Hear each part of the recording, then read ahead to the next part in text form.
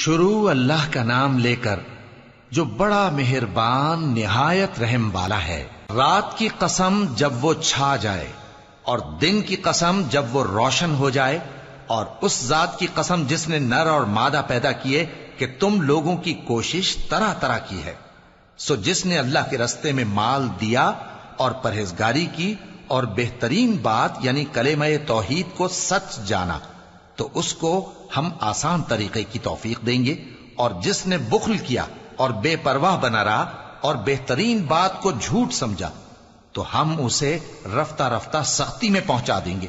اور جب وہ دوزخ کے گڑھے میں گرے گا تو اس کا مال اس کے کچھ بھی کام نہ آئے گا۔ یقیناً راہ دکھا دینا ہمارا ذمہ ہے، اور بے شک آخرت اور دنیا ہماری ہی ملکیت ہیں۔ سو میں نے تم کو بھڑکتی آگ سے خبردار کر دیا ہے،